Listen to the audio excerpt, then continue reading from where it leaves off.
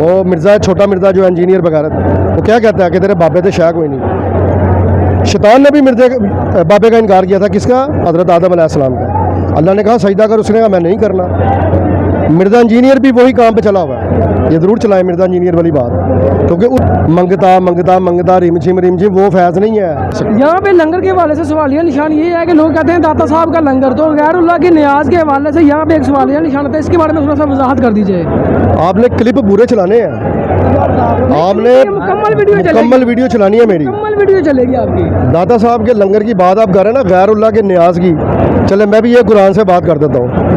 السلام علیکم ناظرین، میں ہوں تو میزبان محمد آصف اور آپ دیکھ رہے ہیں میرا یوٹیوب چینل تم ہی جاگو. اور آج میں موجود ہوں داتا صاحب کے مزار پہ، جہاں پہ ان کا سالانہ عرس مبارک لگا ہوا ہے. اور یہ کرتے ہیں ہم بھائی کے ساتھ گفتگو، یہ کہاں سے آئے ہیں، ان کا تعارف کیا ہے اور یہ کیا نیت لے کے آئے ہیں. جی السلام علیکم. وعلیکم السلام ورحمۃ چلے جی اللہ. الحمدللہ. بھائی جان اپنا مختصر سا تعارف کروائیے گا اور آپ کہاں سے تشریف لے کے آئے ہیں. جی الحمدللہ، میں داتا حضور کا ایک اتنا سا کارکن ہوں، مرید ہوں، اور میرا نام کاشف ہے، میں لاہور سے ہوں. تو یہاں پہ آنا کیا ضروری ہے؟ سوال بڑا اچھا آپ کا کہ آنا ضروری ہے. یہ یہاں پر آنا جو ہے نا، یہ ہم سنت ادا کرتے ہیں. یہ سنت کس کی ادا کرتے ہیں؟ یہ سنت انبیاء ہے، مزارات پہ آنا. میں آپ کو قرآن سے ثابت کر دیتا ہوں. جی کیجیے گا. سنت انبیاء جو ہے کہ جس طرح حضرت زکریا علیہ السلام، بی بی مریم سلام اللہ علیہ جو حضرت عیسیٰ کی والدہ ہیں، ان کی بارگاہ میں آ کر انہوں نے دعا کی. آپ سورہ مریم پڑھیں گے نا، اس میں یہ قصہ موجود ہے سارا. انہوں نے دعا کی اولاد کی کہ اللہ تو مجھے اس عمر میں 90 سال کی عمر میں اولاد عطا فرما. میری بیوی بڑھیا ہے، میں خود بوڑھا ہوں، بانچ ہے. تو اللہ تعالیٰ نے ان کو حضرت یحییٰ علیہ السلام کی بشارت دی. اس سے یہ ثابت ہوا کہ سنت ہے کہ اولیاء کرام کے مزارات پہ آنا یہ سنت انبیاء ہے. اب اللہ تعالیٰ قرآن میں فرماتا ہے سبحان الذی اسریٰ بعبدہ لیلا من المسجد الحرام الی المسجد الاقصی الذی بارکنا حولہ. پاک ہے وہ ذات جس نے اپنے بندے کو مسجد الحرام سے مسجد اقصی تک سیر کروائی راتوں رات، کیونکہ وہاں پر انبیاء کی قبور ہیں، نشانیاں ہیں. اب وہاں پر برکتیں ہیں. جہاں پر اللہ کے ولی کا مزار ہوگا وہاں پر برکتیں ہوں گی. اس کی وجہ کیا ہے؟ اس کی وجہ یہاں پر قرآن پڑھا جاتا ہے، یہاں پر درود و سلام پڑھا جاتا ہے. اور یہاں پر سب سے بڑی بات ہے کہ داتا صاحب جب خود تشریف لائے تھے نا یہاں پر، تو انہوں نے سب سے پہلے مسجد قائم کی. اب مسجد قائم کرنے کا حکم ہمیں سورۃ الکہف میں اصحاب کہف کا واقعہ دیکھنا پڑے گا. اصحاب کہف کے ظاہری وصال کے بعد جب وہ دنیا سے سارے چلے گئے تھے نا، تو جو ان کے دور کے لوگ تھے نا، انہوں نے وہاں پر مسجد بنائی اور کہا تھا کہ اس ولی کے مزار کی بارگاہ میں آ کر یہاں پر ہم دعا کریں گے اور ہماری دعائیں قبول ہوں. اس لیے ہم اللہ کے ولی جو 983 سال ہو گئے جن کو پردہ کیے ہوئے، جنہوں نے اسلام پھیلایا، ہمارے آباؤ اجداد کو، آپ کے آباؤ اجداد کو کلمہ پڑھانے والے یہ ہستی ہیں.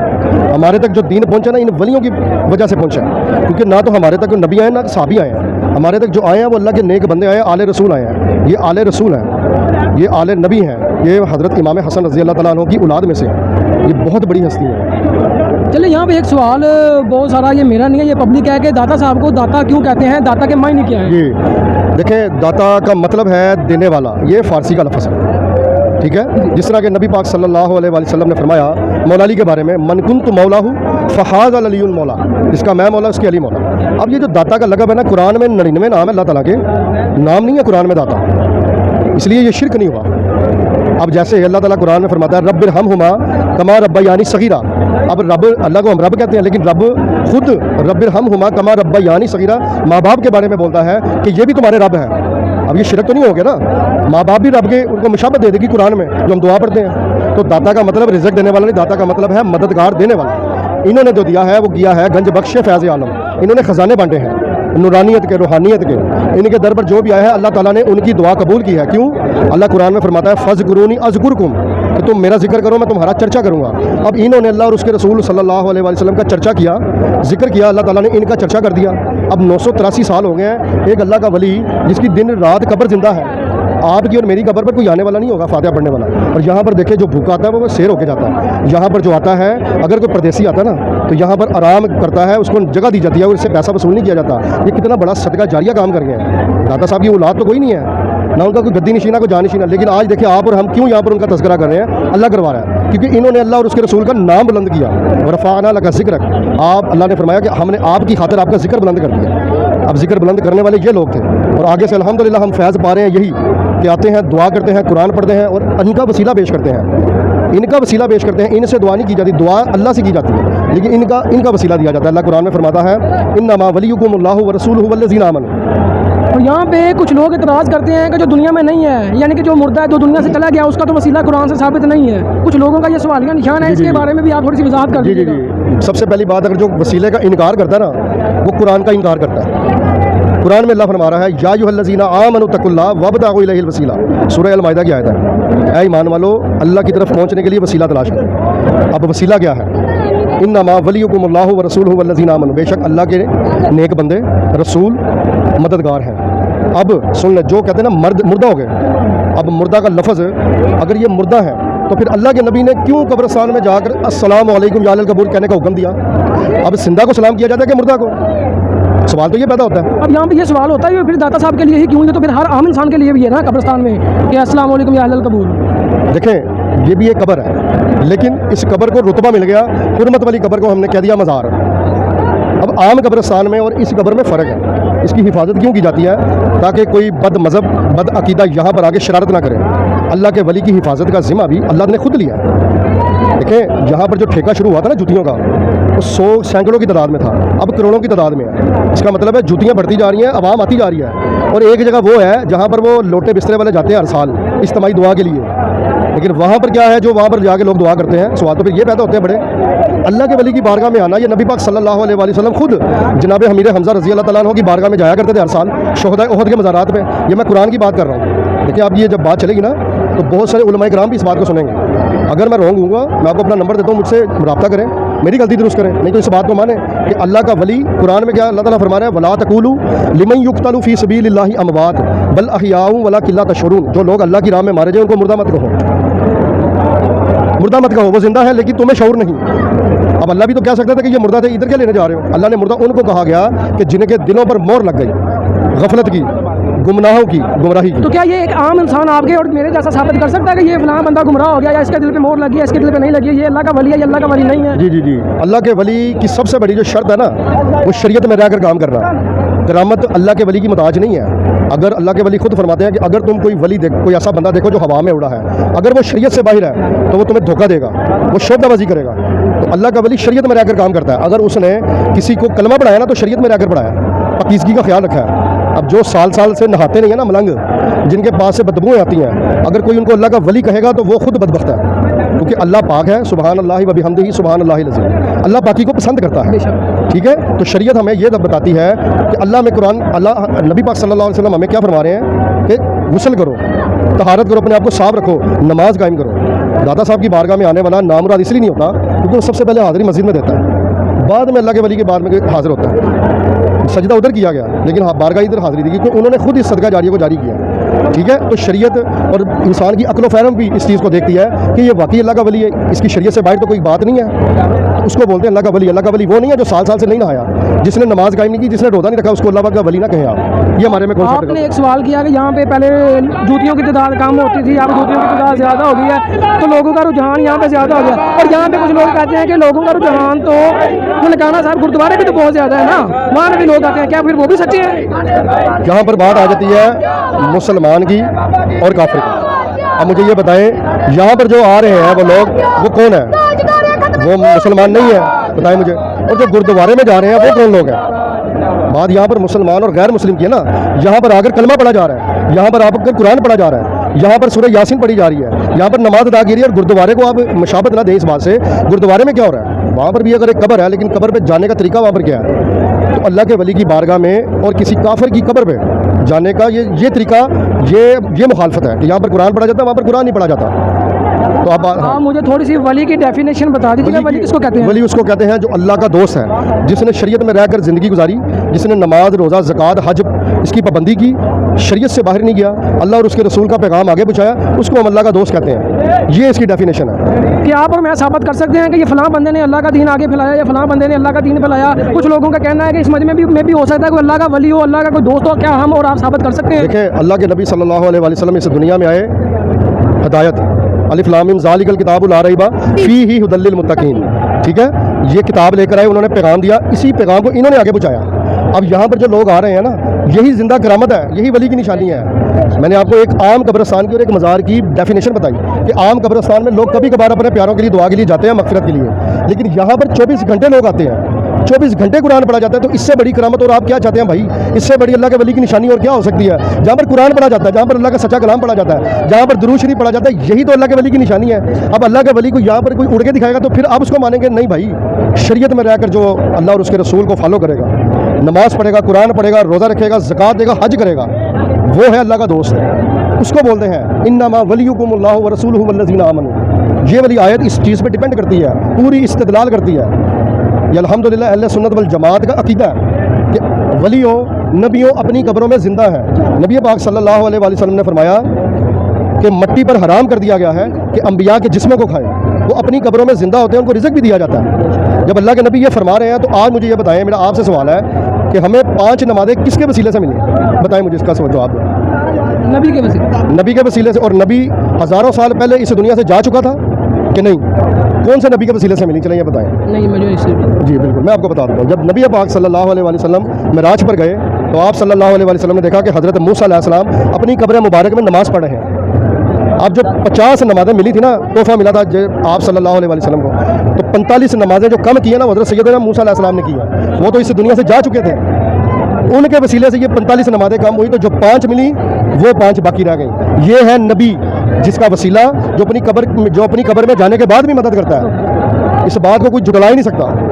ये है वो वसीला जो नबियों का वसीला पेश किया जाता है। ये है वो अल्लाह के नेक बंदों के वसीले जो हम पेश करते हैं इनकी बारगाह में आके। अल्लाह से दुआ मांगते हैं, इनसे दुआ नहीं करते, इनसे दुआ नहीं करते, इनका वसीला पेश किया जाता है अल्लाह की बारगाह में कि या अल्लाह तू हम पर रहम फरमा अपने नेक बंदे के वसीले से, अपने नेक बंदे के सदक़े से। ये नेक बंदे नहीं थे, आपकी और मेरी कोई गारंटी नहीं हम नेक है या नहीं है, लेकिन ये जो बंदा काम कर गया ना, दादा हुज़ूर, इन्होंने बहुत बड़ा काम कर दिया। गज़नी शहर से चले थे और लाहौर में आकर इन्होंने अपना डेरा लगाया, क्या कि हिंदुओं को मुसलमान किया जाए। तो आप कर सकते हैं मुसलमान किसी एक बंदे को? आज नहीं कर सकते, मैं नहीं कर सकता, लेकिन इन्होंने जो किया, अल्लाह ताला कहता है कि तू जब मेरा जिक्र करता है ना, मैं तेरे हाथ बन जाता हूँ, तेरा कान बन जाता हूँ, तेरा मुंह बन जाता हूँ, तेरी आंखें बन जाता हूँ जिससे तू देखता है। तो ये वो काम था जो अल्लाह के वली कर गए हैं। यहाँ पे एक सवाल ये पैदा होता है कि देखिए हमारे नबी करीम सल्लल्लाहु अलैहि वसल्लम ने सहाबा कराम में से 10 सहाबा को जन्नत की बिशारत दी, अशरा मुबशरा, और नबी करीम सल्लल्लाहु अलैहि वसल्लम ने ये दावा नहीं किया कि सारे मेरे सहाबा जन्नती हैं। अच्छा, कुछ लोगों का ये कहना है, और लोग औलिया के मज़ार पे जाके कहते हैं कि ये फलां दरवाजे से गुजर जाएंगे, ये जन्नत का दरवाज़ा, तो हम जन्नती हो गए, या क्या? ये इस बात पे आप क्या राय रखते हैं? अच्छा, बात आपने थोड़ी सी डाइवर्ट कर दिया, मिक्स कर दिया, लेकिन मैं आपको पहले बताऊँ कि नबी पाक सल्लल्लाहु अलैहि वसल्लम को जिसने हालत ईमान में देखा और वो हालत ईमान में इस दुनिया से चला गया ना, उसको बोलते हैं सहाबी। वो सहाबी रसूल सल्लल्लाहु अलैहि वसल्लम है। अशरा मुबशरा एक कैटेगरी थी कि इनको जन्नत की बिशारत दी गई, ये कैटेगरी थी, लेकिन जो आम सहाबा थे वो भी जन्नती हैं। हमारा ये ईमान है, हमारा ये दावा है। दूसरी बात आपने कहा, ये आपने जो बात की ना, वो किया बाबा फरीद साहब के दरवाजे की, बहिश्ती दरवाजे की बात की। अब मैं आपको बताता हूँ बहिश्ती दरवाजे की असल हकीकत क्या है। आप कोई भी उस दरवाजे से गुजरेगा ना, इसका मतलब ये नहीं है कि वो जन्नती हो गया, पहले तो क्लियर होना चाहिए इस बात। इसका मतलब ये है कि वो अमान में आ गया। वो कैसे आ गया? इस दरवाजे की जो तारीख है ना, वहाँ पर नबी पाक सल्लल्लाहु अलैहि वसल्लम और उनके 4 यार की ज़ियारत हुई उस जगह पर, और जहाँ पर अल्लाह के नबी सल्लल्लाहु अलैहि वसल्लम के कदम मुबारक लग जाए, वो जगह अमान वाली है। जिस तरह के मदीना में जाएँ, रियादुल जन्नत जन्नत का टुकड़ा है, जहाँ पर आपके गारे यार और मुराद रसूल सैयदना उमर फ़ारूक रज़ी अल्लाह तआला अन्हु आराम फरमा रहे हैं, वो जन्नत का टुकड़ा है। इसी तरह जहाँ पर नबी पाक सल्लल्लाहु अलैहि वसल्लम चले जाएँ, वो एक अमान वाली जगह है। लेकिन ये कहना कि वो जन्नती दरवाजे से गुजर कर जन्नती हो गया, ये गलत है। मैं इस बात को नहीं मानता। अमान में आ गया कि उसके अमान ये है कि उसने अपनी आखिरत अच्छी कर ले। उसके दिल में जो बाबा फरीद साहब कर गए, हिंदुओं को मुसलमान कर गए, अल्लाह का दीन पहुँचा गए, वो उसके दिल में आ गया, वो अमान में आ गया। नहीं, मैं गुज़िश्ता बात नहीं कर रहा, यानी कि मेरे कहने का ये मतलब है कि दरवाज़ा है, आपके कहने का ये मतलब है अगर वो दरवाजे से गुजर गया, क्या वो ईमान में आ जाएगा? दरवाजे अमान में, ईमान का मतलब है कि बेहतरीन शख्स वो है कि जो अपने भाई के लिए, दोस्त के लिए जन्नत मांगे, आखिरत अच्छी मांगे। तो क्या बाबा फरीद साहब, दादा हुज़ूर, गौस पाक, जितने भी अल्लाह के वली आए, वो नबी पाक सल्लल्लाहु अलैहि वसल्लम की उम्मत के लिए अच्छा नहीं मांगेंगे, अच्छा नहीं कर गए, उनको नमाज, रोज़ा, ज़कात ये चीज़ें बता के चले गए? तो इसको बोलते हैं अमान। अब वो जगह की बरकत है, ज़ाहिर बात है वहाँ पर आप सल्लल्लाहु अलैहि वसल्लम की ज़ियारत हुई, वो इसलिए वो जगह बरकत में आ गई, अमान में आ गई। अब कोई चाहे गुमराह हो जाए तो उसकी अपनी मर्जी। नहीं, यहाँ पे एक सवालिया निशान होता है। आपके कहने का मतलब है कि इस जगह पे नबी करीम सल्लल्लाहु अलैहि वसल्लम के कदम मुबारक लगे, या यहाँ पे उनको देखा गया, या ख्याल में देखा गया, या ख्वाब में देखा गया, तो जिसकी वजह से वो जगह बरकत वाली होगी। तो मदीना शरीफ में तो नबी करीम सल्लल्लाहु अलैहि वसल्लम गलियों से गुजरते थे, तो वहाँ से तो अबू जहल भी गुजरता था, क्या वो अमान में क्यों नहीं आया? इसलिए नहीं आया कि वो नबी पाक सल्लल्लाहु अलैहि वसल्लम को देखता तो था, لیکن سر کی آنکھوں سے دیکھتا تھا, دل کی آنکھوں سے نہیں دیکھتا تھا. چاہتا وہ بھی کلمہ پڑھ سکتا تھا, لیکن اللہ تعالیٰ جسے چاہے ہدایت دے. قرآن میں سورہ السجدہ میں, سورہ الانفال میں اللہ چاہے جس کو ہدایت دے اور جس کو چاہے گمراہ کر دے. ابو لہب ہو گیا, ابو جہل ہو گیا, وہ گمراہ ہو گئے, نہیں ایمان لا سکے. کیا حضرت عمر فاروق رضی اللہ تعالیٰ عنہ نے کلمہ نہیں پڑھا, وہ ایمان نہیں لائے؟ کیا اور صحابہ نے ایمان نہیں لائے؟ تو بات یہ ہے کہ اللہ تعالیٰ جس کو چاہے ہدایت دے. تو رہی بات وہاں کی, تو بابا صاحب کے بہت سارے مرید ایسے ہوں گے جنہوں نے اللہ کے نبی صلی اللہ علیہ وسلم کی وہ جو جگہ ہے جہاں سے وہ گزرتے ہیں, ہو سکتا ہے کہ اللہ تعالیٰ نے ان کو سیدھے راستے پر لگا دیا ہو. بہت سارے لوگ سیدھے راستے پر لگ گئے ہوں گے. نہیں, یہاں پہ ایک سوالیہ نشان یہ بھی ہے کہ مزارات پہ جو قبروں کو پکا کیا جاتا ہے, اس حوالے سے بہت زیادہ موضوع سامنے آتے ہیں کہ یہ پکا کرنا جائز ہے. قبریں جو پکی کی جاتی ہیں نا, وہ کیسے کی جاتی ہیں؟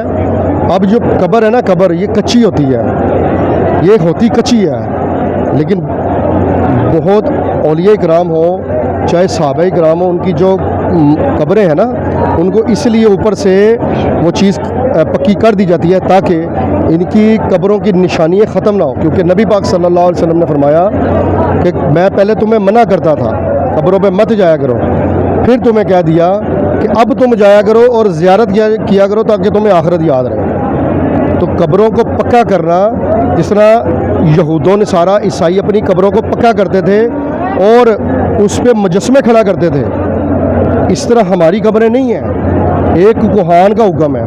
تو دادا صاحب کی جو مزار مبارک ہے یہ بھی نیچے ہے, ایک کچی ہے, اس لیے اس کو ارد گرد اس کو حفاظت میں لے لیا گیا تاکہ یہ ختم نہ ہو. یہ قبر پکی نہیں ہوتی, اس سے قبر ہمیشہ کچی ہی ہوتی ہے نیچے سے. نہیں, ابھی آپ نے بات کی تھی پہلے کہ جو ولی اللہ ہیں ان کے حفاظت کا ذمہ اللہ نے لیا, تو پھر یہ اتنی سیکیورٹی کیوں؟ یہ بھی سوالیہ نشان ہے پبلک کا جو دیکھ رہے ہیں. سیکیورٹی ایک وسیلہ بھی ہے نا, یہ ظاہری وسیلہ بھی ہے, ایک باطنی وسیلہ بھی ہے. تو آپ یہ دیکھیں, جو سیکیورٹی کی بات کر رہے ہیں, کچھ لوگوں کا اعتراض ہے کہ دادا صاحب میں یہ اتنے غلے میں پیسے کیوں نکلتے ہیں. ان کے اعتراض کا جواب یہ ہے کہ یہ جو غلے میں سے پیسے نکلتے ہیں نا بھائی, یہاں پر یہ بل پے کیا جاتا ہے. یہ جو رضاکار ہیں ان کو تنخواہیں دی جاتی ہیں, یہاں پر جو صفائی کا انتظام دیکھ رہے ہیں نا, ان کو تنخواہیں دی جاتی ہیں. سمجھ گئے میری بات کی نہیں؟ تو سیکیورٹی اسی لیے ہے کیونکہ یہ جو لوگ ہیں یہ زندہ ہیں, ہم ان کو زندہ مان کر آتے ہیں, مردہ سمجھ کر نہیں آتے. مر گیا مردود نہ فاتحہ نہ درود, یہ وابیوں کا عقیدہ ہے نا. ہمارا عقیدہ ہے کہ اللہ کا ولی زندہ ہے, کیونکہ ہم ان کو سلام کرتے ہیں, جو ہمارا جواب دیتے ہیں. کیونکہ نبی پاک صلی اللہ علیہ وسلم کا فرمان ہے کہ جب تم دفناتے ہو کسی کو, جب تم لوٹ کے پلٹتے ہو وہ تمہارے جوتوں کی آواز سنتا ہے. جب تم ان کی قبر پہ جاتے ہو تو السلام علیکم یا اہل القبور کیوں کہتے ہو؟ اب زندہ کو سلام کیا جاتا ہے کہ قبر کو سلام کیا گیا؟ مٹی کو تو سلام نہیں کیا جائے گا, جس کو آپ وہاں پر چھوڑ کے آئے اسی کو سلام کیا جاتا ہے. تو ہم زندہ سمجھ کر آتے ہیں, اسی لیے اس کی حفاظت کا ذمہ ہمارے ذمہ ہے, کیونکہ اللہ نے ڈیوٹیاں لگائی ہیں. جس طرح شہداء احد میں بدر میں فرشتوں کی ڈیوٹیاں تھیں, اسی طرح ہم بندوں کی ڈیوٹیاں ہیں. آج ہم ان کی بات کریں کہ یہ ہماری ڈیوٹی میں شامل ہے. آپ مجھ سے یہ پوچھ رہے ہیں یہ آپ کی ڈیوٹی میں شامل ہے. اسی طرح یہ ڈیوٹیاں ہیں, یہ اللہ کی رضا کے لیے ڈیوٹیاں ہیں. یہ کوئی اس طرح کوئی پیسے کا چکر نہیں ہے. یہ غلوں کی حقیقت میں نے آپ کو یہ بتائی ہے. ان کو محتاج نہیں ہے, ان چیزوں کے محتاج ہم لوگ ہیں. اور یہاں پر اتنے زائرین آتے ہیں, آپ دیکھ رہے ہیں جمع غفیر, ان کو کوئی پیسے مل رہے ہیں نہیں, یہاں پر ان کی مرادیں پوری ہو رہی ہیں, یہاں پر ان کو دلی سکون ملتا ہے, روحانیت ملتی ہے. یہ اس لیے آتے ہیں. رزق کا ذمہ تو اللہ کے ہے, اللہ نے رزق کا ذمہ تو اللہ کے ہے نا, اللہ ہی دے گا رزق. لیکن یہاں پر کیوں آتے ہیں؟ نورانیت کے لیے, روحانیت کے لیے, فیض حاصل کرنے کے لیے, جو دادا علی جویری بانٹ کر چلے گئے اور ابھی تک بانٹ رہے ہیں. 983 سال ہو گئے ہیں, 10 صدیاں ہونے والی ہیں. تو یہ پیغام ہے آپ کے چینل کے وساطت ہے کہ اللہ کے ولی زندہ ہیں. ان کے مزارات پر کوئی خرافات نہیں ہوتی.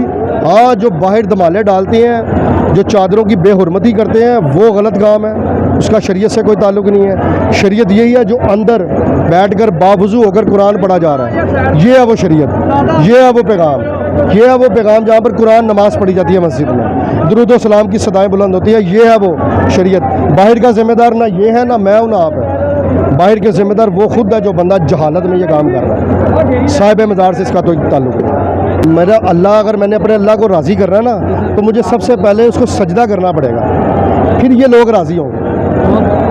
اللہ کے ولی اس طرح راضی ہوتے ہیں, اس طرح دمالے ڈالنے سے راضی نہیں ہوتے, چرسے پینے سے, غلط کام کرنے سے راضی نہیں ہوتے. راضی ہوتے ہیں کہ آپ نماز پڑھو 5 وقت کی, اپنے ماں باپ کی خدمت کرو, رزق حلال کماؤ اور کھاؤ, اس سے اللہ کا ولی راضی ہو جائے گا. چلے میرا آخری اور مختصر سا سوال یہ ہے کہ جو لوگ نماز چھوڑ کے, والدین چھوڑ کے, اللہ کے ولی کی مزار پہ آگے قبر کو چومتے ہیں, وہ کیسا ہے؟ اچھا, یہ اس طرح نہیں ہے کہ وہ نماز نہیں پڑھیں گے تو آگے قبر چومنے لگ جائیں گے. قبر چومنا ایک اور کیٹیگری میں آ جاتا ہے, اس کی میرے پاس ایک دلیل ہے. حضرت ابو ایوب انصاری رضی اللہ تعالیٰ عنہ نبی پاک صلی اللہ علیہ وآلہ وسلم کے ظاہری وصال کے بعد وہاں پر بیٹھے ہوئے تھے اور اپنا دایاں رخسار قبر مبارک پر رکھا ہوا تھا. اس وقت کا حاکم تھا مروان بن حکم. جب وہ دور سے آیا نا, اس نے دیکھا کہ ایک شخص رخسار رکھے ہوئے ہے. اس نے کہا کہ تو اٹھ, یہاں سے شرک کر رہا ہے. لیکن جب انہوں نے اپنا چہرہ اٹھایا تو انہوں نے کہا کہ تم مجھے مت سمجھا کہ یہ میں شرک کر رہا ہوں, میں کسی پتھر کے پاس نہیں آیا, میں نبی پاک صلی اللہ علیہ وآلہ وسلم کے پاس آیا ہوں. یہ صحابہ کا عقیدہ تھا. یہ انہوں نے اپنا دایاں رخسار ادھر رکھا تھا. تو جہاں پر اللہ کا ولی چلا جائے, اب دیکھیں ہم خانہ کعبہ کو کیوں چومتے ہیں, حجر اسود کو کیوں چومتے ہیں, یہ بتائیں مجھے. اس کا جواب آپ مجھے دینا چاہیں گے کہ حجر اسود کو کیوں چوما جاتا ہے؟ سنت سمجھ گئے. سنت سمجھ گئے. سنت کس کی ادا ہو رہی ہے؟ نبی کریم صلی اللہ علیہ وسلم. نبی پاک صلی اللہ علیہ وسلم کے ہونٹ مبارک لگے, سنت بن گئی. قیامت تک یہ سنت رہے گی. ایک اللہ کا ولی دنیا میں اچھے کام کر گیا, اگر وہ میری زندگی میں ہوتا تو میں اس کے ہاتھ چومتا. اگر وہ قبر میں چلا گیا تو جس قبر کے ساتھ اس کو نسبت ہوگی تو میں اس کو چومنے میں مجھے کیا حرج ہے؟ اب چومنے کو آپ شرک کہیں گے. میں نے تو آپ کو صحابی کی مثال دے دی. اور رہی بات ایک اور بات, بہت سارے لوگ مزارات پہ سجدہ کرتے ہیں, وہ جھوٹ ہے. ایسی کوئی بات نہیں ہے. سجدہ صرف اللہ کی ذات کو ہے. اور سجدہ جب کیا جاتا ہے نا, دونوں ہتھیلیاں, ناک, یہ پیشانی یہ رکھی جاتی ہے اور سبحان ربی الاعلیٰ کہا جاتا ہے. اب مجھے یہ بتائیں, قبلے کا طرف منہ ادھر ہے اور دادا صاحب کا مزار ادھر ہے. اب مجھے بتائیں سجدہ تو یہاں پر ہو رہا, یہاں پر تو نہیں ہو رہا. یہ اپنے سے من گھڑت لوگوں نے باتیں کی ہیں. لیکن جو دیہاتوں میں سجدے کرتے ہیں نا جاہل لوگ, ان کا کوئی تعلق نہیں ان چیزوں سے ہمارے سے. ہم نے تو نہیں کہا, یا صاحب مزار نے تو نہیں کہا, یا جو خود قبر میں چلا گیا اس نے کہا تھا میری قبر میں آ کے یہ کرنا. علم کی کمی ہے. جب ہمارے پاس قرآن ہے, جب ہمارے پاس نبی پاک صلی اللہ علیہ وسلم کی زندگی ہے, صحابہ ہیں, اہل بیت ہے, ہم تو گمراہ ہی نہیں ہو سکتے. تو جو گمراہ ہیں انہوں نے ان کو چھوڑ دیا, قرآن کو چھوڑا, اہل بیت کو چھوڑ دیا, صحابہ کرام کو چھوڑ دیا, وہ گمراہ ہیں بھائی. گمراہ ہم نہیں ہیں الحمدللہ کہ ہمارے پاس الف لام میم ذالک الکتاب لا ریب فیہ ھدی للمتقین ہے. ہمارے پاس وہ ہے. نہیں, مزارات پہ جو لوگ ڈول ڈمکے کے ساتھ چادریں وغیرہ لے کے آتے ہیں اور یہاں پہ جو چراغاں کر کے اور دیے وغیرہ جلاتے ہیں, اس کے حوالے سے آپ کیا بولنا چاہیں گے؟ میں آپ کو دیے کی جو حقیقت ہے نا وہ میں آپ کو بتا دیتا ہوں کہ دیا جو ہے, اب آپ صلی اللہ علیہ وسلم کے دور میں کوئی لائٹیں تھیں, یہ کوئی فانوس تھے, بتائیں مجھے. نہیں تھے. اگر اب وہی سنت کو زندہ کیا جاتا ہے کہ اگر دیا جلا دیا جاتا ہے کہ اس قبر پر آ کر, اس در پر آ کر ایک لائٹ جلا دی گئی, ایک دیا جلا دیا گیا, تو اس میں حرج کیا ہے؟ کوئی معاذ اللہ کوئی عبادت سمجھ کے تو نہیں کیا جاتا, کوئی معاذ اللہ کوئی ایسی کام تو نہیں کیا جاتا جس سے ہمیں کفر کے فتوے لگے.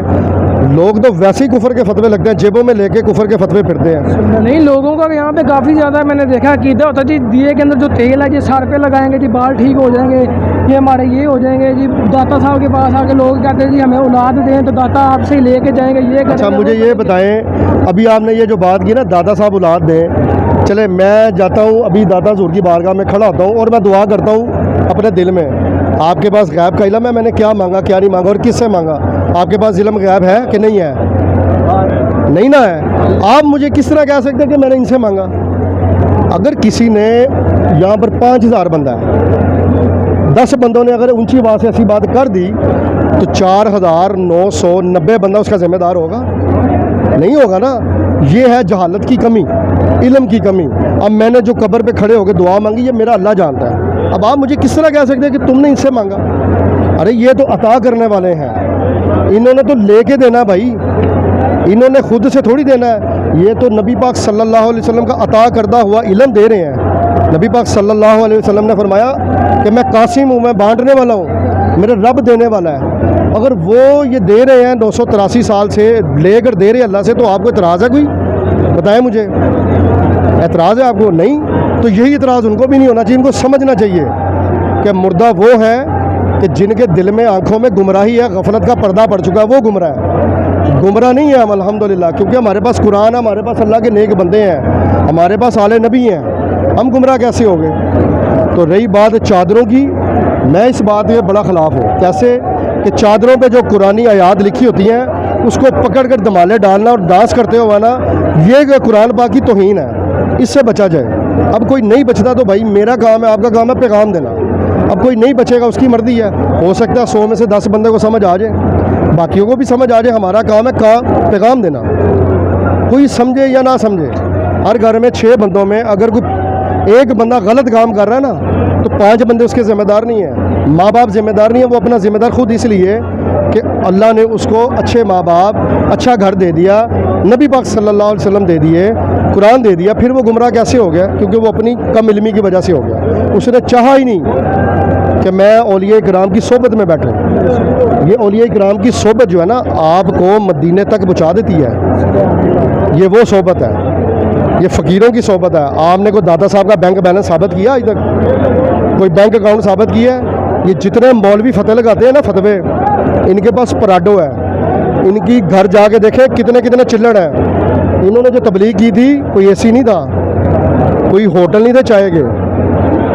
یہ انہوں نے جو تبلیغ کی تھی نا تو 21 دن پتے کھا کر انہوں نے, داتا حضور نے 21 دن پتے کھا کر نا گزارا کیا تھا. ان کی زندگیاں پڑھیں, کشف المجوب شریف پڑھیں, پھر پتہ چلے گا کہ صحابہ نے کیسی زندگی بھی گزاری, نبی پاک صلی اللہ علیہ وسلم نے کیسی زندگی گزاری. آج تو ہمیں ہر چیز مل گئی ہے, موبائل مل گیا, گاڑی مل گئی, دولت مل گئی, سب کچھ مل گیا, ہمارے قدموں میں آ گیا. ابھی نماز پڑھی اے سی میں پڑھی ہے, کن کی بدولت؟ ان کی بدولت. نہ ہوتے تو ادھر کیا ہونا تھا. اب ہم اولیاء کرام کے مزارات پہ نہ جائیں تو کہاں پر جائیں؟ چکلوں میں جائیں, سینما گھروں میں جائیں, برباد کریں. یہاں پر آتے ہیں قرآن تو پڑھتے ہیں کم از کم. ان لوگوں کو سمجھ کیوں نہیں آتی؟ اولیاء کرام کے مزاروں پہ جانے سے روکتے ہو. سورہ حشر کی آیت نمبر 10 ہے. ہم اپنے بڑوں کے لیے بھی دعا کرتے ہیں اور اپنے لیے بھی دعا کرتے ہیں. یہ قرآن ہے, قرآن ہمیں سکھا رہا دعائیں. میں نے آپ کو کوئی کہانی تو نہیں سنائی اب تک. اگر آپ کو ابھی بھی اختلاف ہے, میں ابھی بھی آپ کا 1 گھنٹہ کھڑے ہو کے دلیل کے ساتھ جواب دے سکتا ہوں. یہاں پہ لنگر کے حوالے سے سوالیہ نشان یہ ہے کہ لوگ کہتے ہیں داتا صاحب کا لنگر, تو غیر اللہ کی نیاز کے حوالے سے یہاں پہ ایک سوالیہ نشان ہوتا ہے, اس کے بارے میں تھوڑا سا وضاحت کر دیجیے. آپ نے کلپ پورے چلانے ہیں, آپ نے مکمل ویڈیو چلانی ہے. میری مکمل ویڈیو چلے گی آپ کی. داتا صاحب کے لنگر کی بات آپ کر رہے ہیں نا, غیر اللہ کے نیاز کی. چلے میں بھی یہ قرآن سے بات کر دیتا ہوں. نبی پاک صلی اللہ علیہ وآلہ وسلم نے جو عید الاضحیٰ ہے, جو قربانی کی تھی نا, اپنی بیویوں کی طرف سے بھی کی ہے. میرے پاس حوالہ ہے, صحیح بخاری کی حدیث ہے. آپ صلی اللہ علیہ وسلم نے اپنی بیویوں کی طرف سے قربانی کی. اس کی مثال کیسے ملتی ہے؟ آپ کا نام جو بھی ہے, آپ ایک قربانی کا بکرا لائے. میں نے کہا یار آپ لائے, آپ کی طرف سے قربانی, آپ نے مجھے گوشت دیا, کیا یہ غیر اللہ کی نیاز ہے؟ نام پھر آپ کا بھی آ گیا تو آپ بھی شرک میں مبتلا ہو گئے. سنت ہم ادا کر رہے ہیں حضرت ابراہیم علیہ السلام کی, لیکن منسوب کس سے کی جا رہی ہے؟ اب آپ خریدیں گے, بھائی تم نے خریدا تو تم نے کی ہے نا. غیر اللہ کی نیاز ایسے نہیں ہوتی. نیاز وہ ہوتی ہے جو اللہ کے نام پہ دی جائے, لیکن ایصال ثواب ہوتا ہے. یہ بزرگان دین ہو, ہمارے بڑے ہوں, ہمارے چھوٹے ہوں, ہم ان کو ایصال ثواب کرتے ہیں. یہ نبی پاک صلی اللہ علیہ وسلم نے خود مولا علی کی جو امی ہیں حضرت فاطمہ بنت اسد رضی اللہ تعالیٰ عنہا, جو آپ کی چچی ہیں, ان کے لیے مغفرت کی دعا کی ہے. خود اپنا جبہ مبارک ان کو پہنایا ہے, خود ان کو قبر مبارک میں اتارا ہے. تو بھائی یہ ایصال ثواب ہے. چالیسواں ہو, ابھی آپ اس میں بھی آئیں گے, چالیسواں ہو, کل خوانی ہو, یہ سارے فرض یا واجبات نہیں ہیں, یہ ایصال ثواب کے ایک طریقے ہیں. کل میری والدہ کا ختم ہے سال کا, میں ایصال ثواب کروں گا, میں اللہ کی راہ میں لوگوں کو کھانا کھلاؤں گا, اس کا ثواب میری والدہ کو جائے گا. کیسے؟ حضرت سعد رضی اللہ تعالیٰ عنہ نبی پاک صلی اللہ علیہ وسلم کے پاس ہے کہ میری والدہ اس دنیا سے چلی گئی ہیں, اگر وہ مجھے وصیت کرتی تو وہ کہتی صدقہ جاریہ. تو نبی پاک صلی اللہ علیہ وسلم نے فرمایا کہ جاؤ اور ایک کنواں کھدواؤ اور اس کو منسوب کرو اپنی والدہ سے, سعد کا کنواں, یہ حدیث میں الفاظ ہے. اور انہوں نے وہ کنواں بنوایا اور اس میں سے جتنے چرند پرند نے پانی پیا وہ سارا ثواب تو ان کی والدہ کو گیا نا. تو آج جو کولر لگواتا ہے, مسجدوں میں پنکھے لگواتا ہے, جو لنگر چلواتا ہے, تو یہ سارے اصال ثواب کے طریقے ہیں. یہ مرنے کے بعد ان کو ثواب پہنچتا ہے کیونکہ وہ زندہ ہے. سورہ حج کی آیات میں 57-58 میں آپ پڑھیں گے نا, ان کو رزق بھی دیا جاتا ہے, وہ پھرتے بھی ہیں, وہ چلتے پھرتے ہیں, یہ اللہ تعالیٰ ان کو انعام دے رہا ہے. تو اس کا ٹائم پیریڈ ہی کیوں, یا ان کے 7 دن بعد ہی کیوں, 40 دن بعد ہی کیوں, اور سال بعد ہی کیوں؟ اصال ثواب تو کبھی بھی کیا جا سکتا روزانہ ہے. کریں. میں نے کب کہا روزانہ کریں؟ میں نے ابھی بھی سورہ اخلاص پڑھی ہے, ابھی قاری صاحب نے دعا کرے, سورہ اخلاص پڑھی ہے, قرآن پڑھا ہے, سورہ یاسین پڑھے, روزانہ دعا کریں. اللہ تعالیٰ نے روکا کسی کو کہ تم آج نہیں کرنا کل کرنا ہے؟ روزانہ قرآن پڑھو. لیکن ایک طریقہ کار ہے کہ اگر نبی پاک صلی اللہ علیہ وسلم نے 3 دن بعد ایک صحابی کے لیے گھر جا کے دعا کی تھی, ہم نے اس سنت کو زندہ کر دیا, تو اس میں کون سی بری بات ہے؟ اس فتنوں کے دور میں ایک سنت کو زندہ کرنا 100 شہیدوں کے برابر ثواب ہے.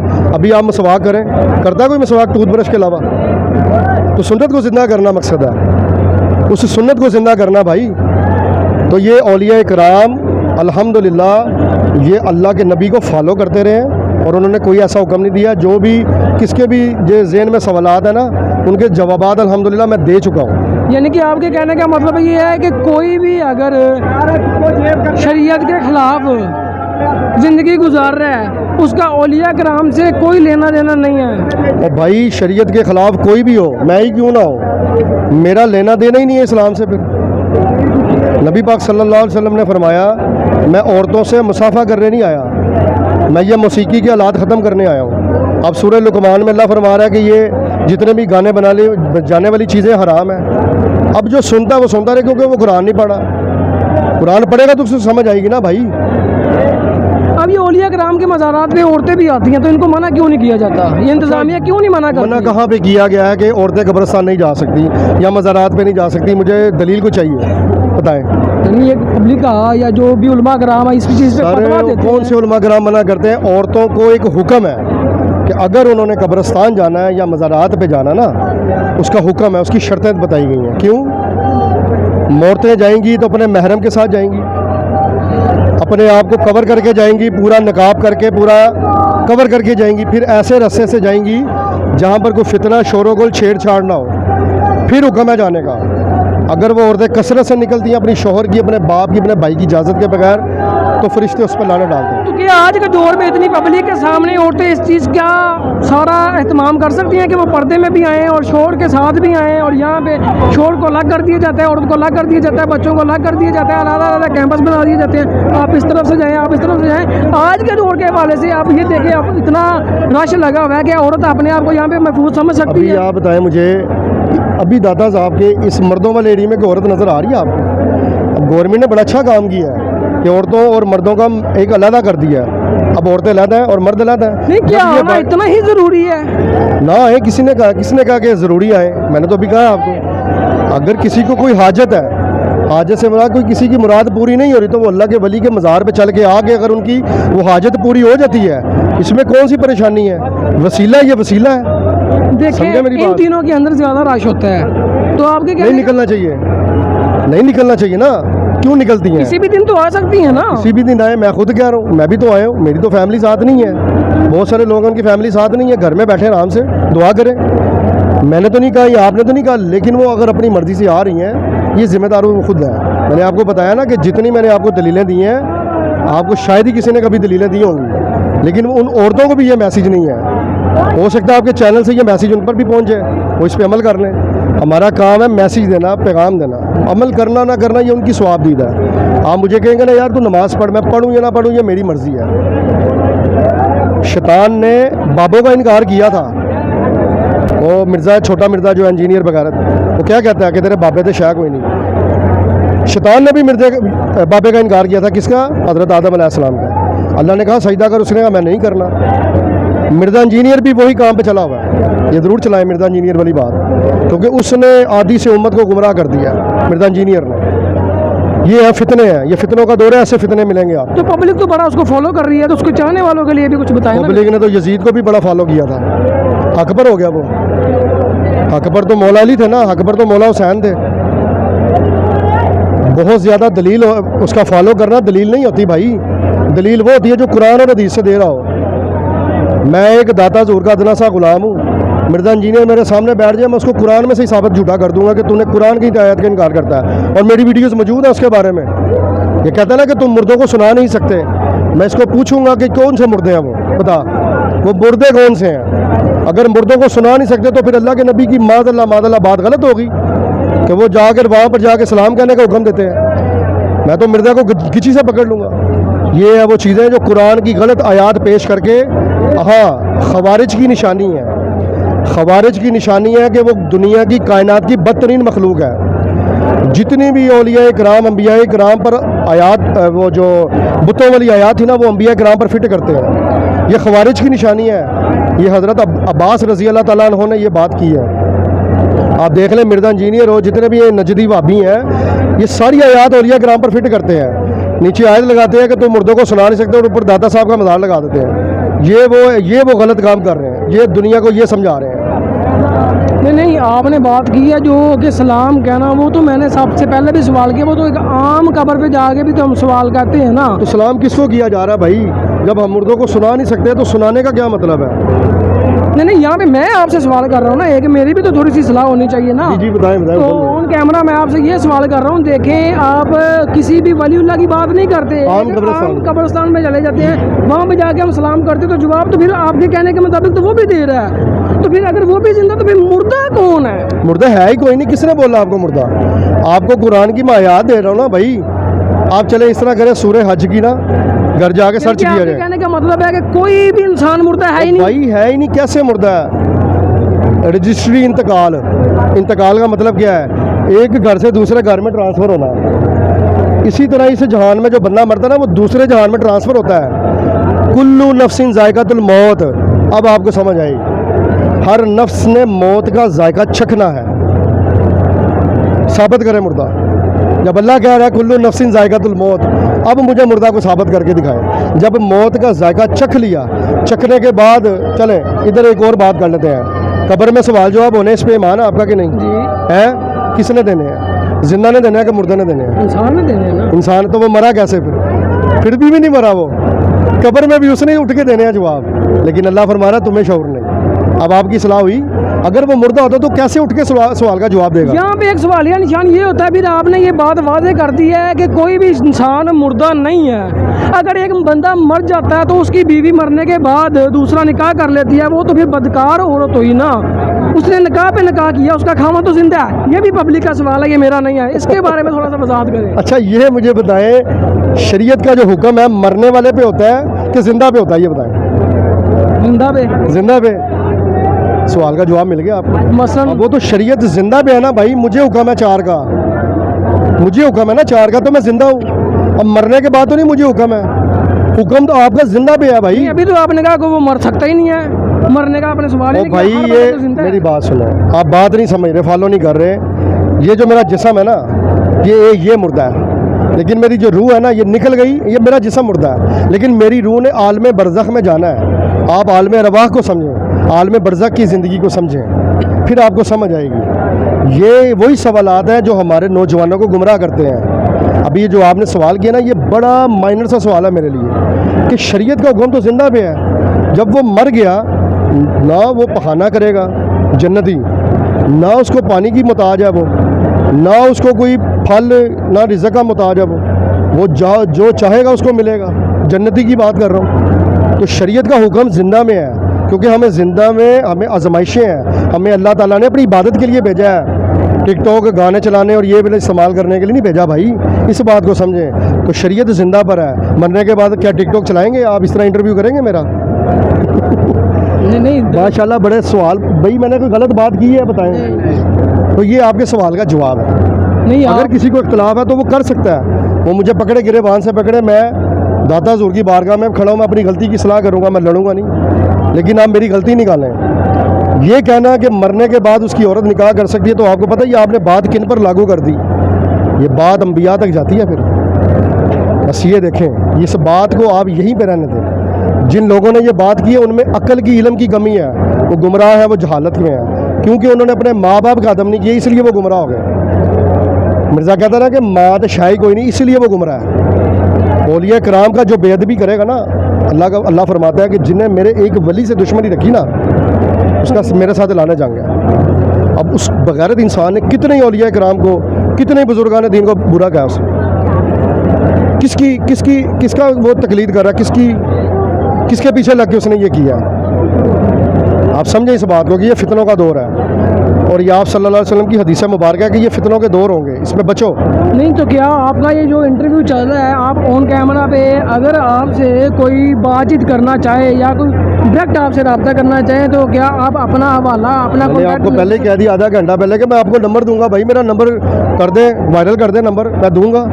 اور بھائی میں کون سا اللہ معاف کرے کوئی جاہل آدمی ہوں, میں الحمدللہ قرآن کا علم ہے, میں آپ کو قرآن کی آیات بتا رہا ہوں, میں حدیث بتا رہا ہوں, کوئی سند مانگے گا میں دے دوں گا. یہ فیض مجھے ادھر سے مل رہا ہے, یہ ملتا ہے ہر جمعرات ملتا ہے, یہ فیض ہے. فیض نوٹوں والا نہیں ملتا, منگتا ریم جھم وہ فیض نہیں ہے. یہ فیض جو دل میں آتا ہے, یہ نور بن کے آتا ہے, یہ داتا حضور کی مہربانی ہے. سمجھ آ گئی میری بات آپ کو, یہ وہ فیض ہے. ہم وہ نہیں ہے نعت خانی ہے کہ مجروں والے نوٹ لٹا رہے ہیں, وہ نہیں ہے. نہ بیاتی ہے نعت, ہمیں صرف اور صرف قرآن اور حدیث بیان کرنا آتا ہے. ہم ایسے نعت خانوں کو جوتی کی نوک پہ رکھتے ہیں کہ جو اللہ کے دین کو بیچتے ہیں, جو ایڈوانس بکنگ کرتے ہیں 2-2 لاکھ. اگر نعت خواں بننا نا تو حضرت حسان بن ثابت رضی اللہ تعالیٰ عنہ جیسا بنو, حضرت عبداللہ بن رواحہ رضی اللہ تعالیٰ عنہ جیسا بنو. بابا جی خادم حسین یہی فرمایا کرتے تھے, جو درباری شاعر تھے نا ان کی طرف دیکھو وہ کیسی شان بیان کرتے تھے نبی پاک صلی اللہ علیہ وسلم کی. یہ تو شان ہی نہیں بیان کرتے, یہ تو کرٹیسائز کرتے ہر بندے کو. کیا اللہ کے ولی نے کشف المجوب لکھی ہے, پڑھے کبھی کہ اس میں انہوں نے یہ کوئی ایسی باتیں لکھی ہیں؟ شریعت میں رہ کر ساری باتیں لکھی ہیں. میں الحمدللہ پڑھتا ہوں, کوئی ایسی بات نہیں ہے کہ جو صحابہ کے خلاف ہو, جو اہل بیت کے خلاف ہو. یہ ہے دادا صاحب, یہ ہے حضرت سیدنا علی بن عثمان حجویری رحمۃ اللہ تعالیٰ نے. یہ ہے وہ لقب جو دادا صاحب کا لقب جو حضرت خواجہ معین الدین چشتی نے دیا. سلطان الہند ہے وہ, بڑی اللہ کے ولی ہیں جن کو دیکھ کر لوگ کلمہ پڑھتے تھے. اللہ کرنے سے اللہ نہیں ملا, اللہ والے ہی ہیں جو اللہ سے ملا دیتے ہیں. چلیں بہت شکریہ, ہم نے بھائی کے ساتھ کافی زیادہ گفتگو کی, اور بھائی کا یہ کہنا ہے کہ کسی بھی بندے کو میری گفتگو کے ساتھ, میرے سوالوں جوابوں کے ساتھ اگر کسی کو بندے کو کوئی بھی اعتراض ہو تو وہ بھائی کے ساتھ ڈائریکٹ رابطہ بھی کر سکتا ہے. تو میں ان کا جو کانٹیکٹ نمبر ہے, فون نمبر ہے, وہ اسکرین پہ نہیں چلاؤں گا یا آن کیمرہ نہیں بتاؤں گا, وہ مجھے کمنٹ کر دیں, میں ان کے ساتھ رابطہ کروا دوں گا. ملتے ہیں ایک نئی ویڈیو کے ساتھ, تب تک کے لیے دے اجازت, اللہ حافظ.